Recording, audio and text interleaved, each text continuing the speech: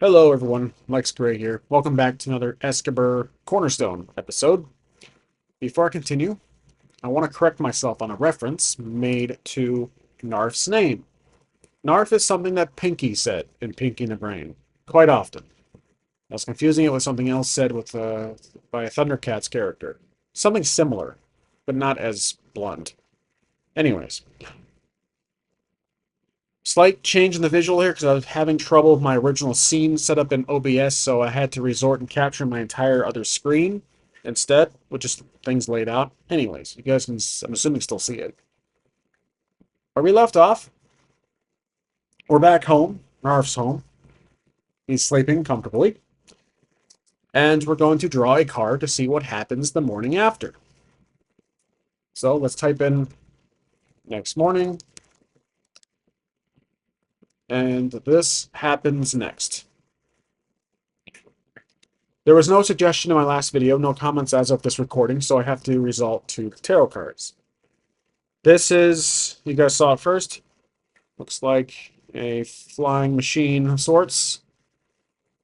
And there's a couple of riders.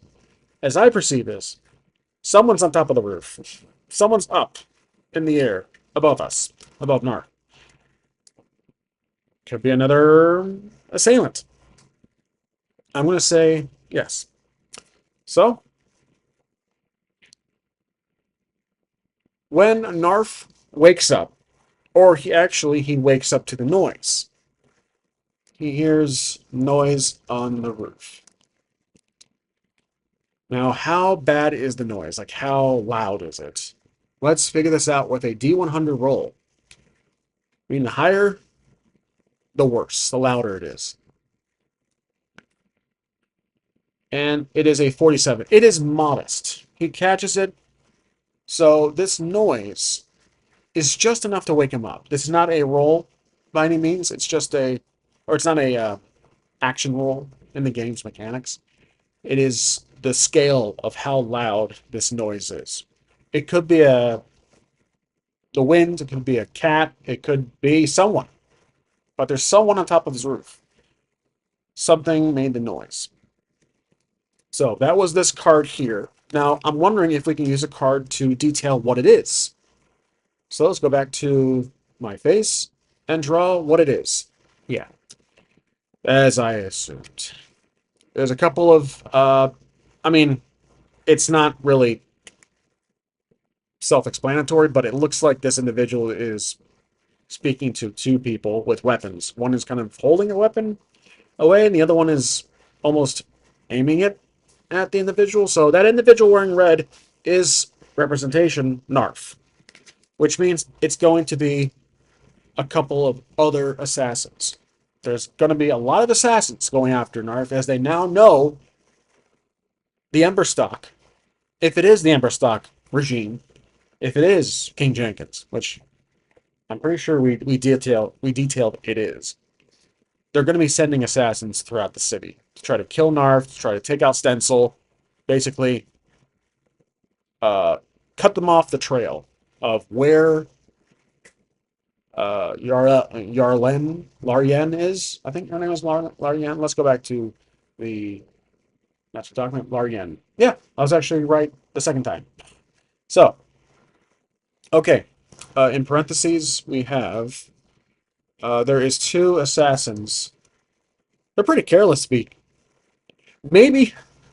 Okay, so these two assassins, they not careless. There was an accident. So I mean, one of their feet crashed through the roof and into his bedroom as they were like sneaking on top of the roof, trying to get into his house through the chimney or something. They just foot just broke right through the roof. So he sees a foot that poked, should I say, crashed through the ceiling. It is going to be two assassins.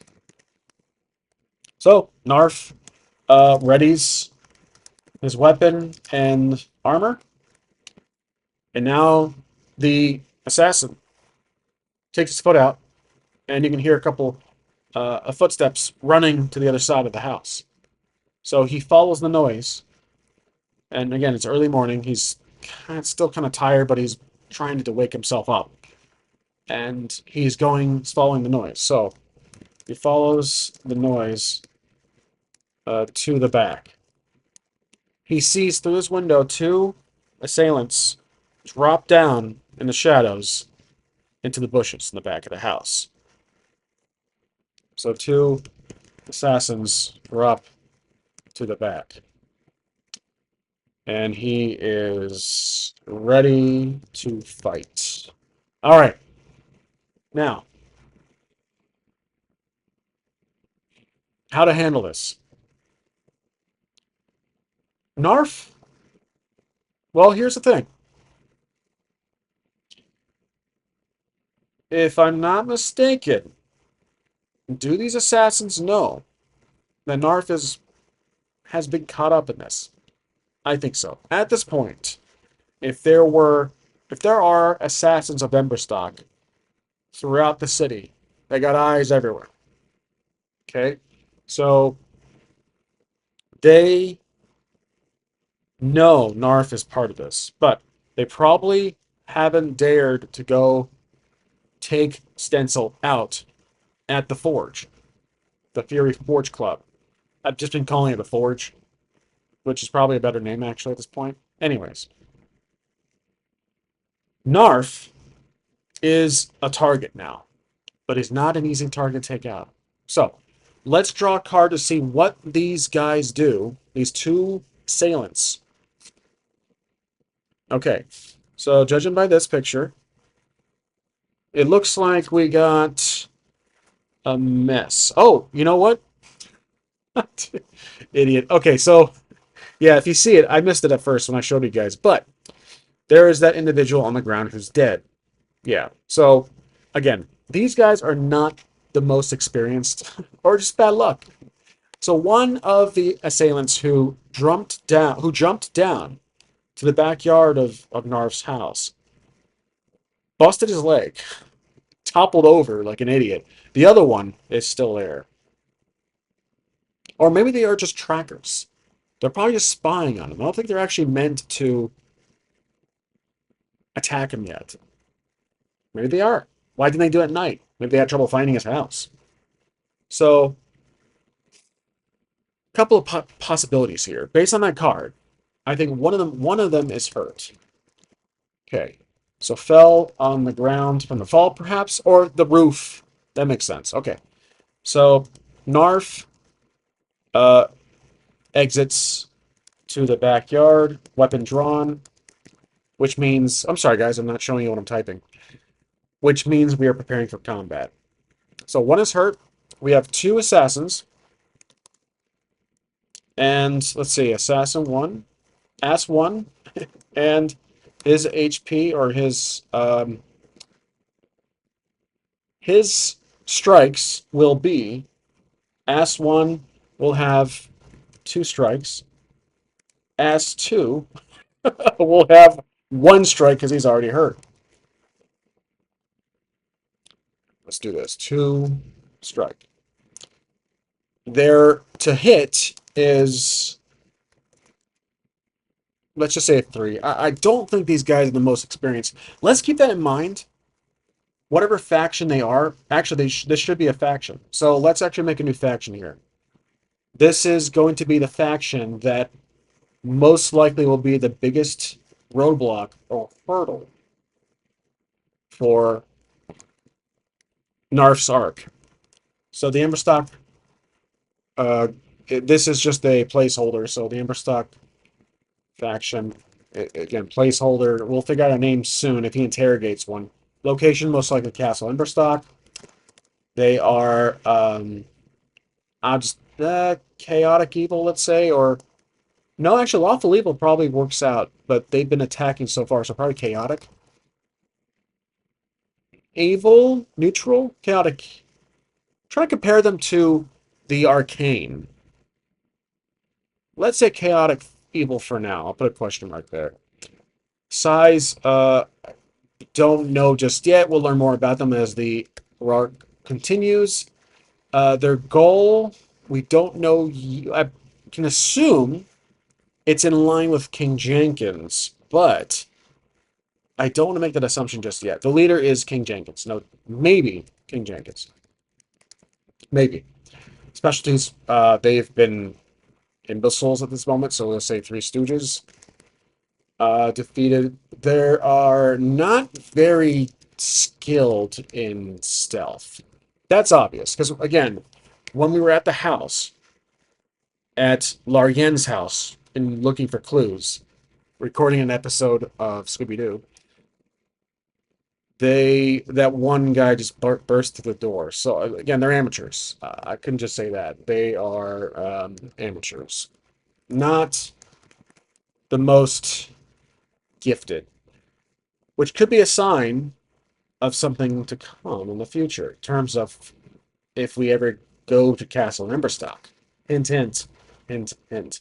So one ass has two, the other ass has one, and the moment, I think, for Narf is to say something.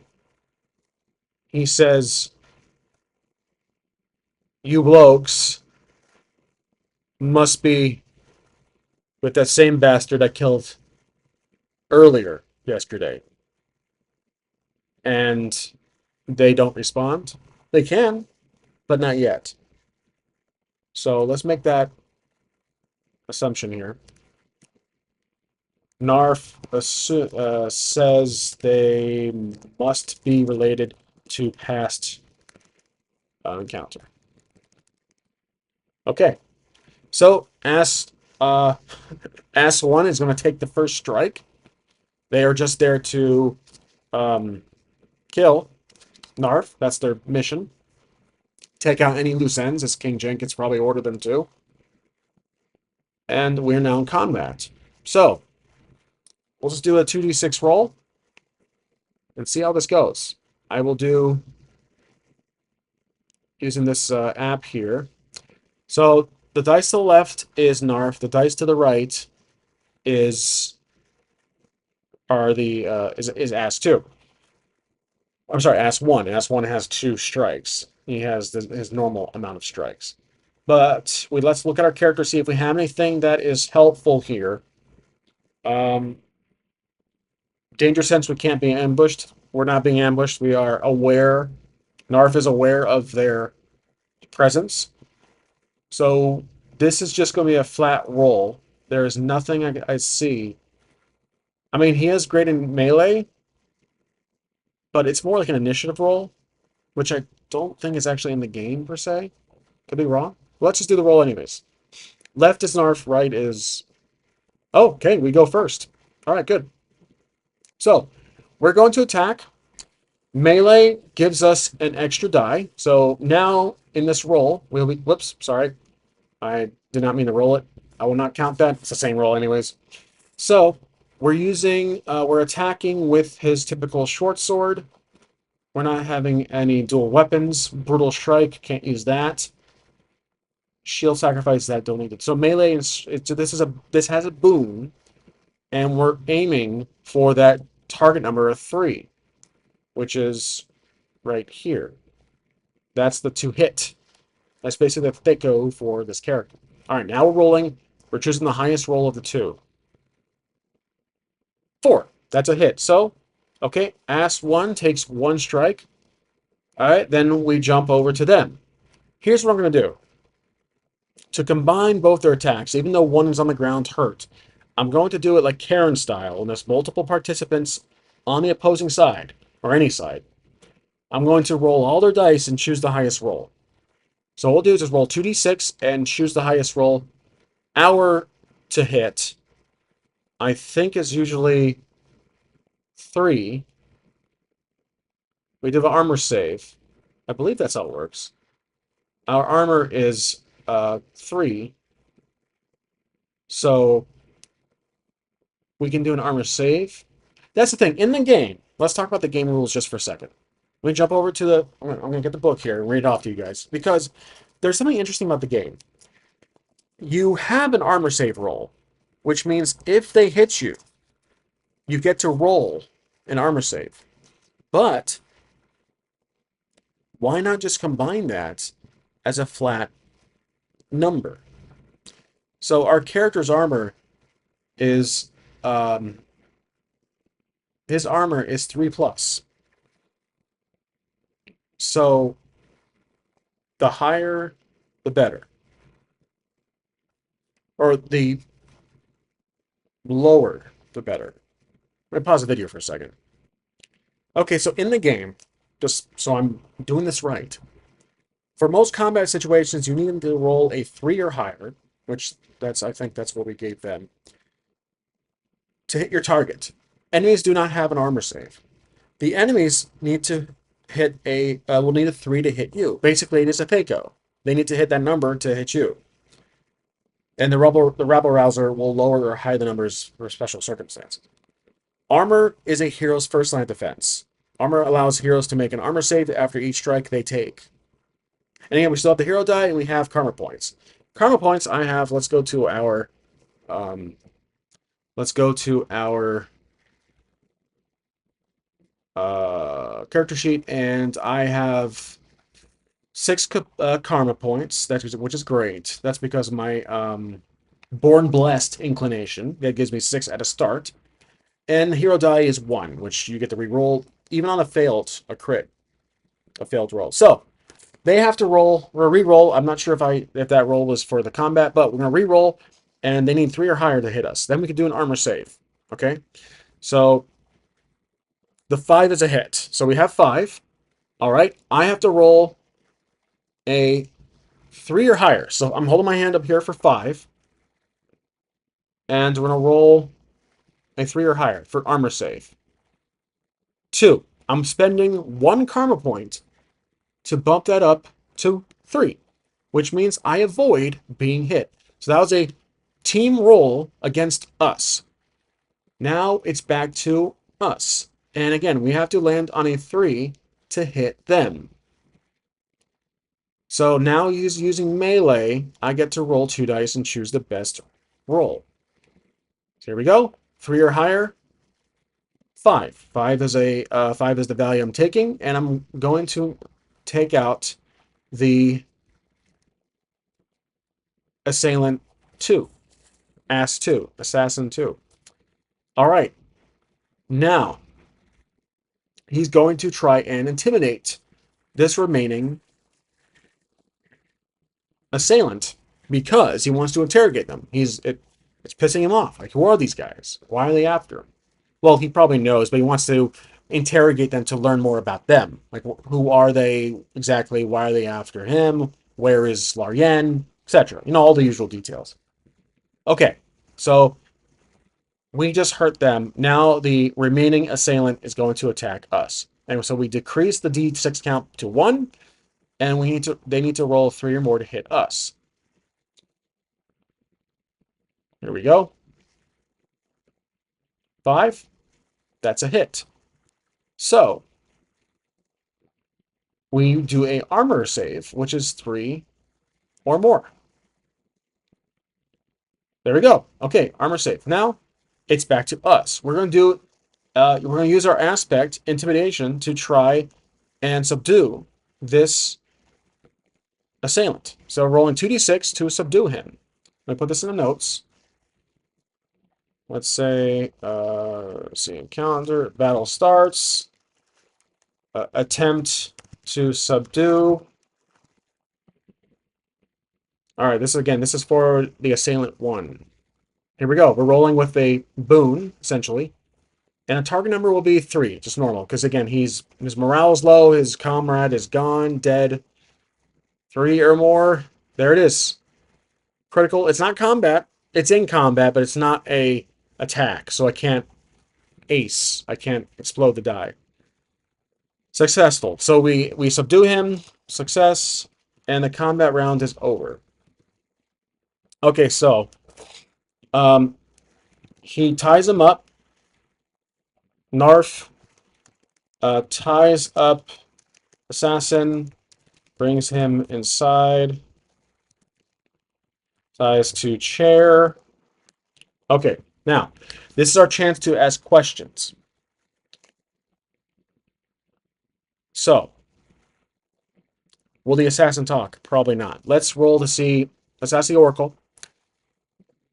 Will this assassin talk? I'm going to say 25% chance. They haven't talked so far. 50. They will not.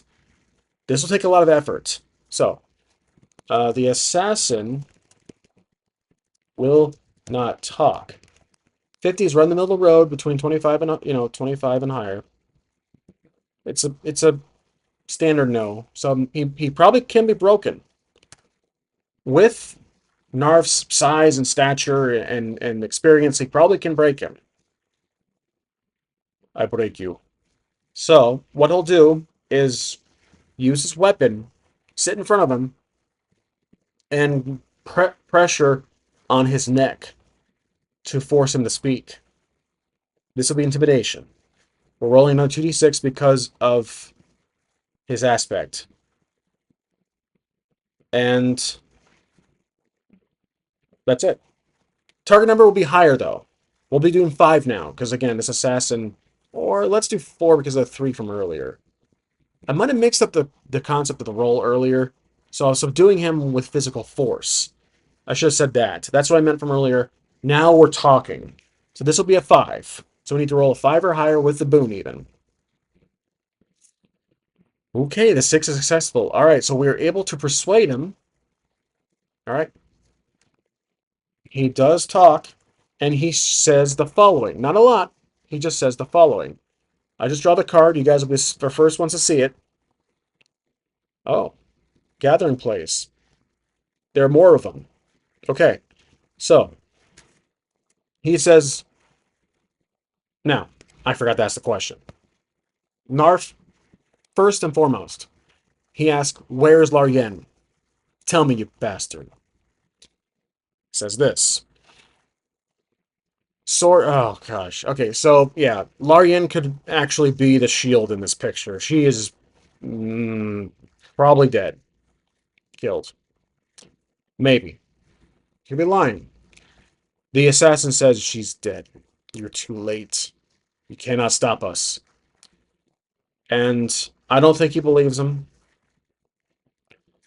He says, let's write that down here. Let's put that in the notes. He says she is dead. Narf asks, where is she? He does talk. She's dead. Narf does not believe him. Who sent you? And he'll say the following. 2 of Swords, some kind of female character wearing a dress with 2 swords below the moon. Well, the moon could be up north. High noon, or not high noon. The moon is at the northernmost point in the sky. So someone up north. But would he give away the detail? I don't think so. So he gives up some vague answer. He says, uh, someone from higher places. Someone out of your control, someone out of your reach. Let's say that. So he says, someone from higher places out of your reach. And Narf probably replies, putting pressure with the sword against his neck like this, with his hand across. So what the hell are you talking about? The hell are you talking about? And I don't know if these existed in the past, or I can say it does. But basically, here's what I'm thinking. Okay, just from some quick research, he has a cyanide pill. Takes himself out. So probably could have done it sooner, but I think he wanted to get that message across. So assassin bites a cyanide pill. I'm spelling that right. Cyanide. I'm spelling that wrong. I think I did. There we go. Okay. Let's see. Did I spell that right? Yep. There we go. Okay. And he dies. All right. Narf. All right. So the assailant, Fake Tooth, just bites a cyanide pill and he takes himself out. I'm going to say it exists in this world setting. Now, why did he take it so soon?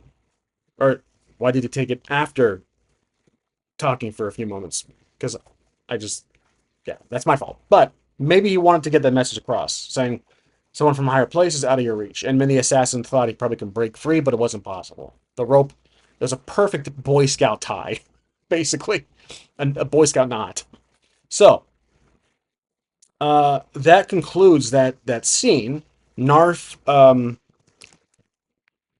tosses the bodies out back somewhere, just into the river. Let's say there's a river back there. Into the river.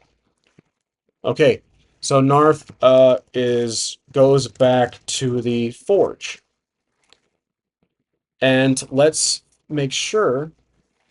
Let's see if he gets there safely without any interruption. Does he? Well, let's draw a card and see what happens. On his way to the forge. Oh, we already draw the card. Sorry, this one. Ace of Swords. A lot of swords. So again, I really want to get a lot of Magic the Gathering cards because I'm seeing that they have so much variety in pictures. They have a lot of locations, images of creatures and items. I'm I really want to find an eBay lot and just buy a bunch of cards that I will never actually play the game with, but to use as an oracle because I'm getting kind of tired of these very vague tarot cards. Anyways, that's my cord. Now with this image, it's a sword with a crown. So, oh, that's right. We were actually supposed to go to. Oh, this reminds me. This reminds me. Perfect. We have to go to Mr. House. So he goes to Mr. House,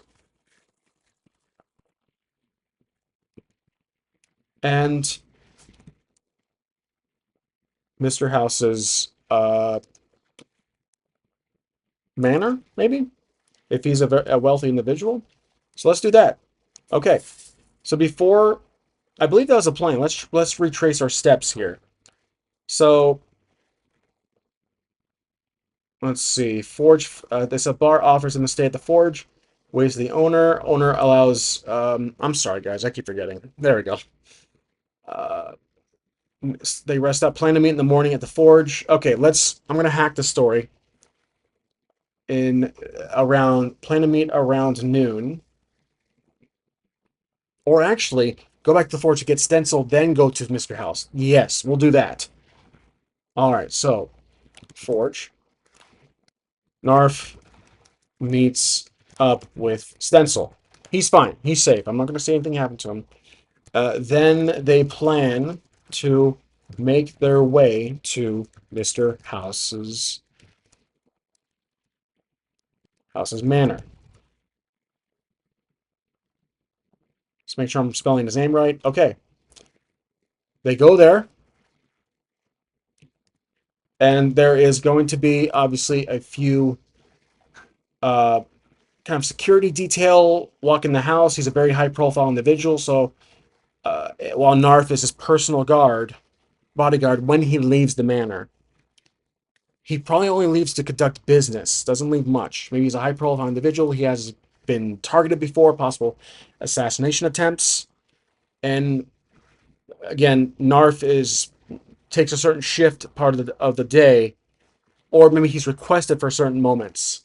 Let's say that. I think Narf is typically a person requested for certain times a week for special trips, either to different parts of the southern islands or certain parts of town that are deemed, risky. So they enter and they find Mr. House. They speak to him. Now, here's Mr. House's reaction to seeing Narf. Oh, it actually worked out perfectly. Except he's not wearing a steampunk. So he's actually speaking to somebody, because again, this kind of shows like he's conversing with someone. There's no one. There's no one there's no second person in the picture, but he looks like he's drinking. He's enjoying a drink and he's smoking a cigar. So Mr. House is speaking to someone. Is speaking to someone. Now, who is the someone? Let me show you guys the. I keep forgetting to go back to the image. Okay. And before I forget, I have my little clicker here. I keep forgetting to use it for this episode. Make sure it works. So we have this one, and that one. Yep, good. All right. This is the someone who will be the other person in the room. This card will detail who it is. The Queen of Cups. So it can be a female character. She's wearing an overcoat.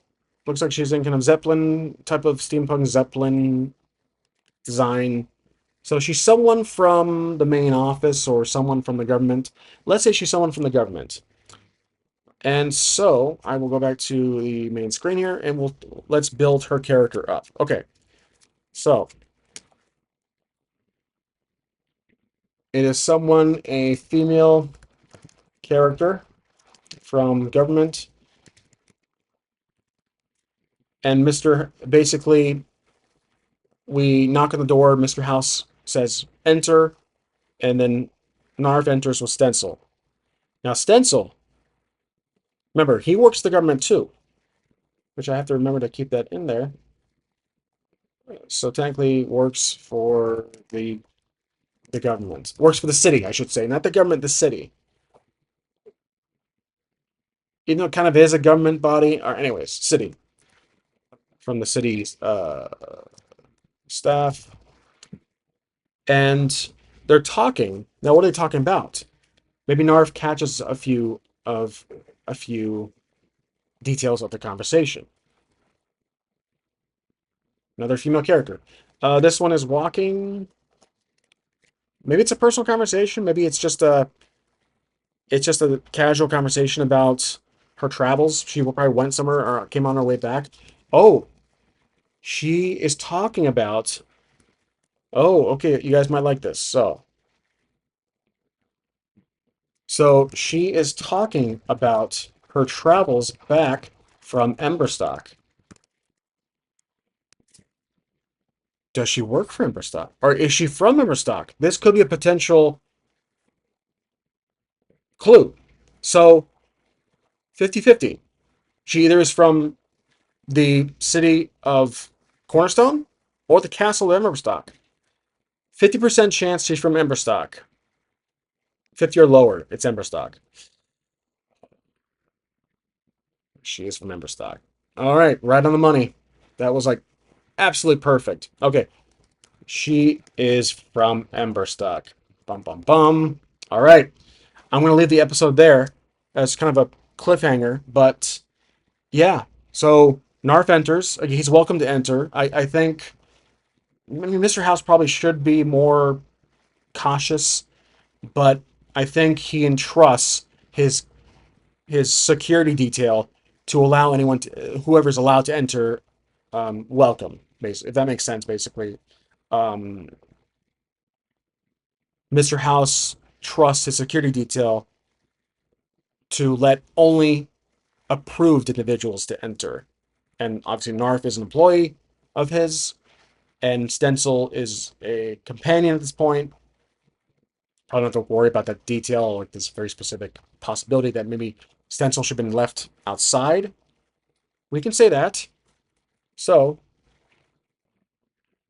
let's do a slight correction on the story. I'm going to say Stencil was left outside. He's not a familiar with Dr. House, with Mr. House. So, uh, well, what the hell? If Dr. House has his cane and takes Vicodin practically every minute, let's say Mr. House has a cane,